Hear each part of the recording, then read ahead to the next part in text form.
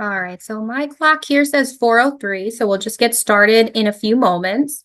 I do want to remind everybody, if you just joined, that if you're looking for continuing education credits or the CNE nursing credits, you do need to have the pre-session survey filled out prior to starting the course. So if you can fill that out, we'll put the link in the chat, and then we'll get started again just in a few moments. So welcome again, everyone. Thank you for joining. We are trialing some new times this quarter. So right now, this is one of our first times trying out the 4 p.m. time slot, just to see how that works for folks. We usually do Mondays at noon. You're probably used to that, but thank you for joining. You are here for the injection safety single versus multi-dose vials. It is a 30-minute course. My name, if you haven't met me, is Allison Thurber, and I'm a public health nurse at the Rhode Island Department of Health and a training liaison for Project Firstline Rhode Island. And I'll be hosting today's webinar, again, injection safety, single dose versus multi-dose vials. This is a 30-minute interactive session. So if you do have any questions, please feel free to put them in the chat box below. You should see something that says Q&A, and you can put your questions in there. We will have a live answer session at the end of this presentation. Dr. Kearney, our consulting medical director, will be joining us, and I'll be on as well to answer any questions that you may have about any of the materials. Also, I welcome you to put your name and where you're from in the chat box, especially if you're new. We haven't seen you before. We love to see who we're speaking to and who we're reaching during these sessions. All right. A few more administrative things.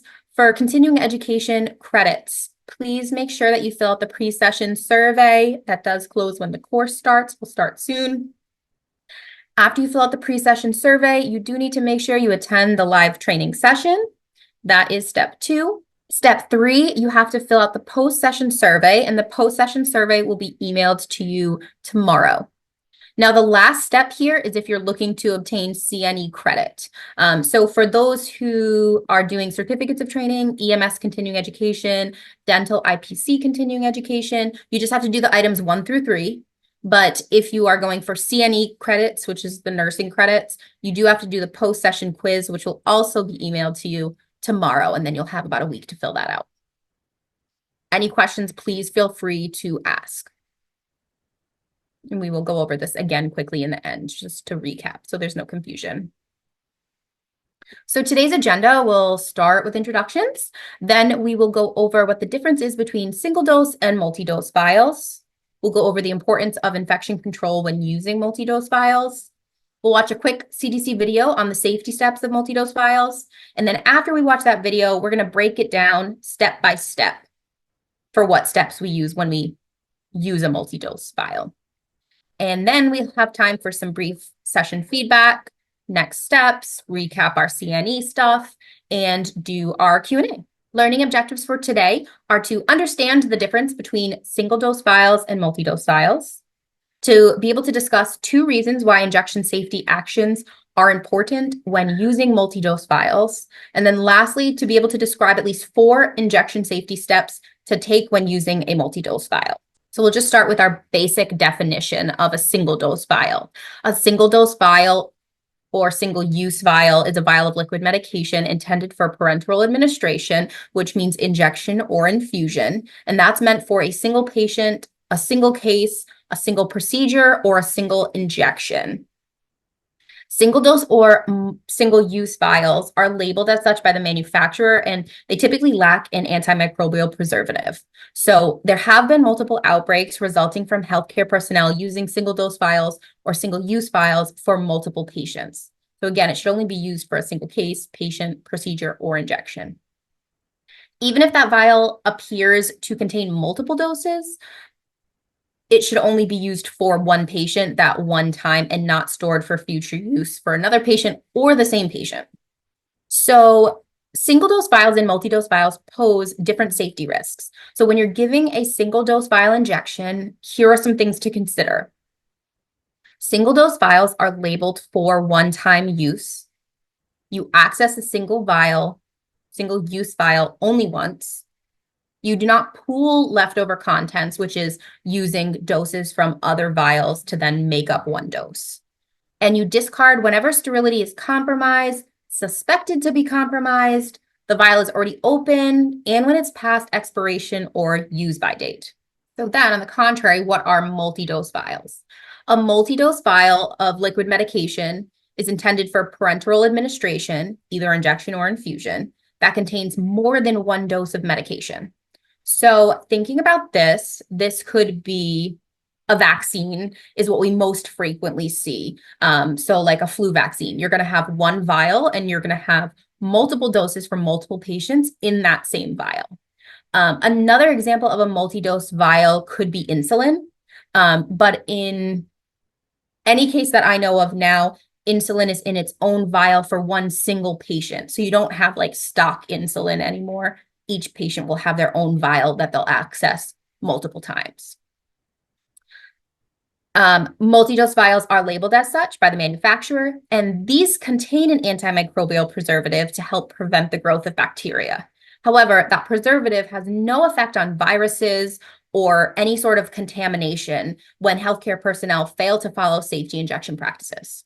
So of course, multi-dose vials are different from single-dose vials in several ways. So they require a little bit more consideration of safe injection practices.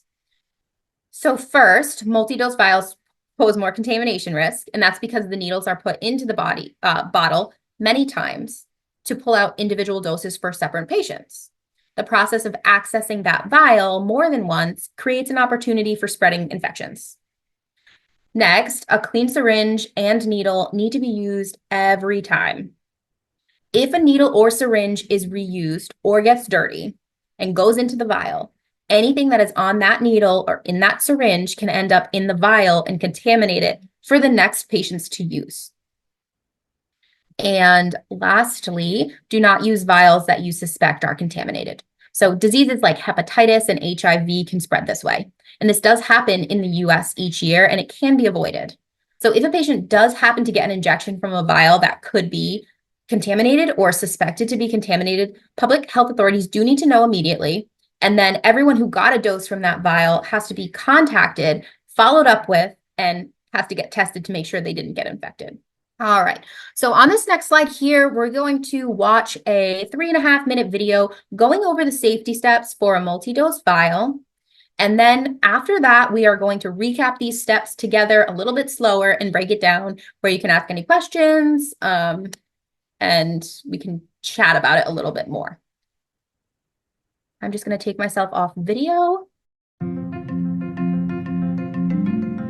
Many vaccines, including the current vaccines for COVID-19, come in small bottles with more than one dose of vaccine inside of them. These multi-dose vials are accessed multiple times to vaccinate multiple people with a fresh needle and fresh syringe every time. Using multi-dose vials safely helps ensure they don't become dirty and possibly harm people. That's why it's really important to follow injection safety steps and instructions from the vaccine maker when using a multi-dose vial. Here are 10 injection safety steps to remember when working with multi-dose vaccine vials. However, depending on the vaccine maker may recommend additional steps, so be sure to check before starting. Step 1. Always prepare multi-dose vial injections away from patient care spaces in a designated clean area. Preparing multi-dose vials in a separate space helps ensure they are handled correctly and decreases the chance for mistakes. Step 2. Clean your hands before you touch the vial so that you don't get germs from your hands onto the vial, because they could get inside the vial and contaminate the vaccine. Step 3. Check the label to make sure it is a multi-dose vaccine vial. If it's not, the vial should only be used once for a single patient. Next, confirm the vaccine is not expired. Expired vaccines may not work as well and should not be used. Step 4. Look and see if the vaccine appears the way the maker of the vaccine tells you it should. If it doesn't, or you're worried something has gotten inside the vial and made it dirty, don't use it. It could be contaminated. Step 5. Use a brand new sterile needle and brand new sterile syringe for every vaccine dose. Just using a new needle is not enough. You must use a new needle and new syringe, because if the syringe is dirty or has been used, blood can get into the vial when you draw up the vaccine, even if it looks clean, risking the spread of viruses like hepatitis C or HIV. Step 6. Disinfect the top part of the vial the vial stopper with an alcohol prep pad every time. There are a lot of germs on the top of the vial. If it's not clean, then when you insert the needle into the vial, germs can get pushed into the vial, contaminating it so the vaccine inside can't be used. If it is used, those germs could be injected into patients and make them sick. Step 7. Let the top dry before sticking the needle in. This gives the alcohol time to kill any germs that may be on top of the vial. Step 8. The first time you put the needle in the vial, write the date and time it was opened on the label to help prevent the vaccine from being given to a patient beyond its use date. Step 9. Follow the vaccine maker's instructions for storage and for how long you can use the vaccine after you first access the vial, which varies by product. Beyond use or improperly stored vials must be thrown away.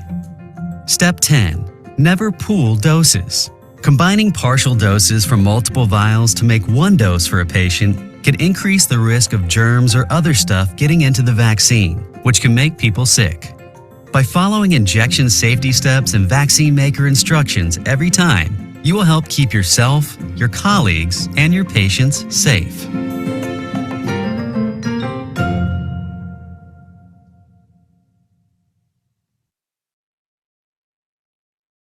Alrighty. I do like that video. I feel like it's just straight to the point. Get to the next slide. There we go. All right. So now, like I said, we're just going to review the steps that we learned from the video. So step 1, always prepare multi-dose vial injections away from patient care spaces in a designated and clean area. Preparing multi-dose vials in a separate space helps to ensure that they're handled correctly and decreases the chance for mistakes or distractions. So I myself have worked in the ER, I've worked in pediatric long-term care and pediatric acute care, especially in that pediatric acute care and ER. I can't be prepping things in the middle of chaos. I really, if I'm sitting and trying to pull up the right dose of something, if I'm making sure something is clean, I really need some quiet. So it's good and it's preferred and it's best practice to step away from a designated area for a patient into a designated clean area so that you're not having any of these distractions and that you are not having any of the germs that would be like in a patient room specific to a patient to get into that multi-dose vial. Step number 2 is to clean your hands before you touch the vial.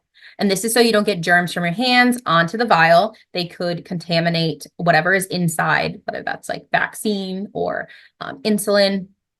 You can do this with an alcohol-based hand sanitizer, or you can wash your hands with soap and water.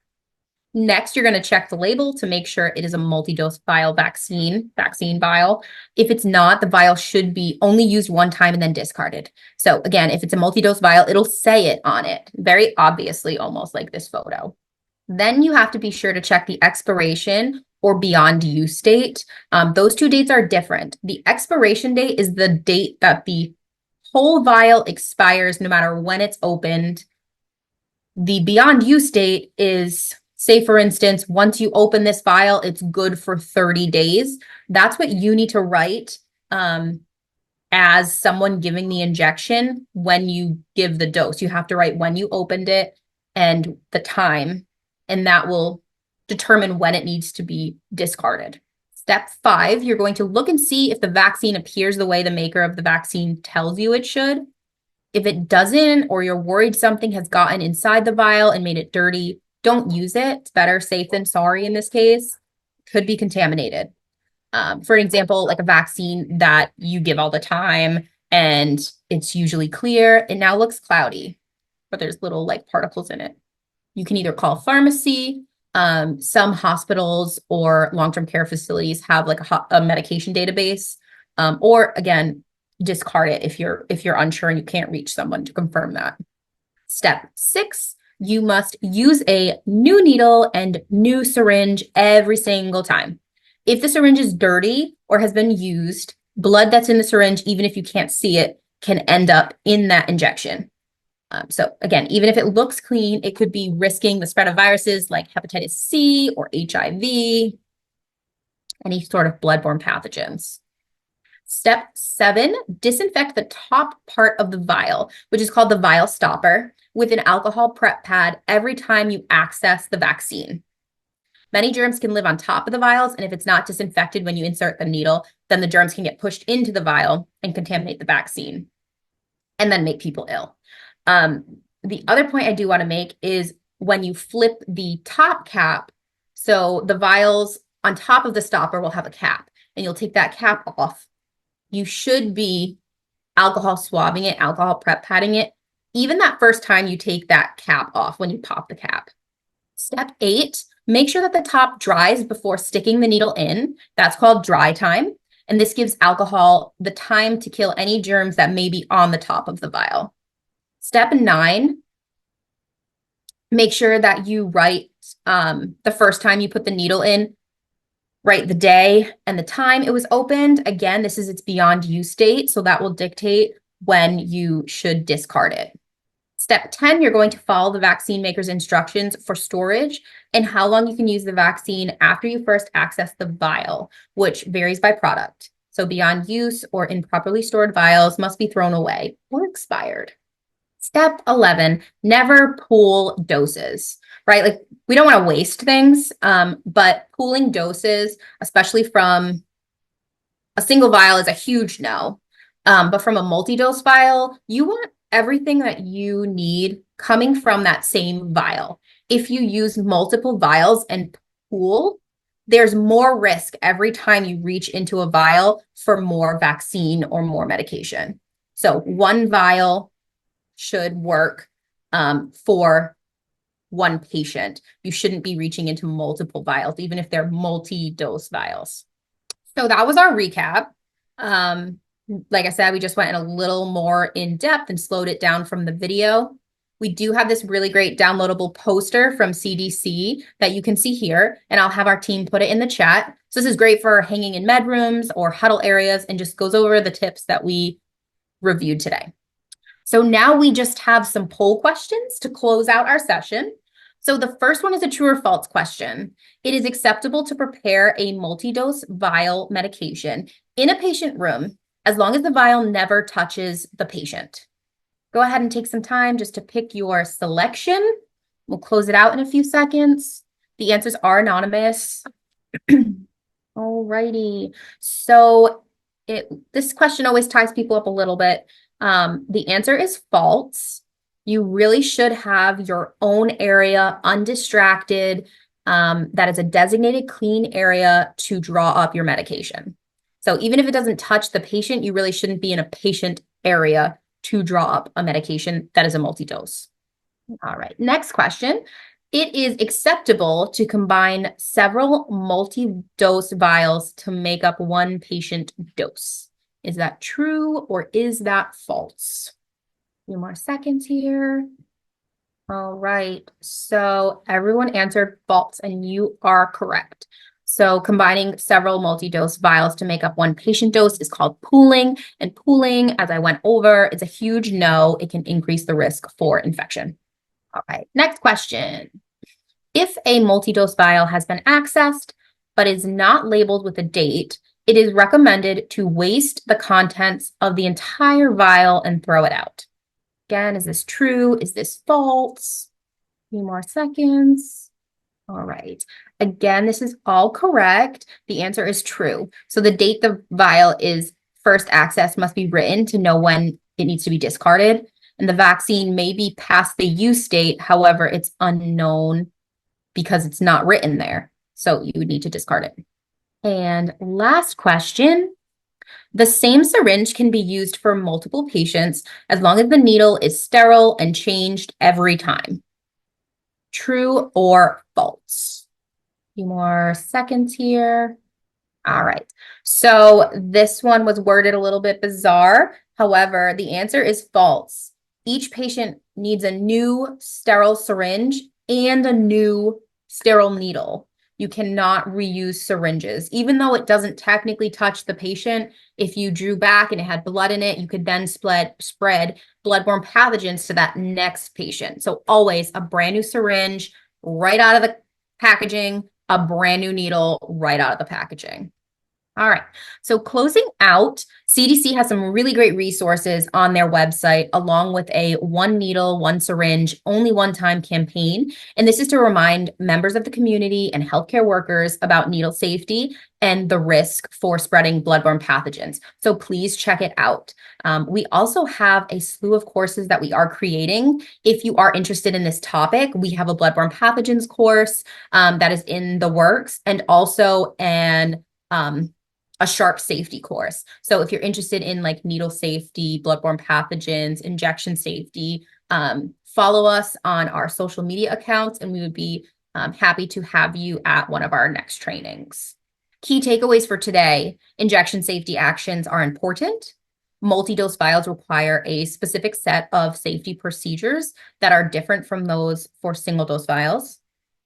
Multi-dose vials pose more contamination risks because they're often accessed many times, and contaminated vaccines and medications cannot be used.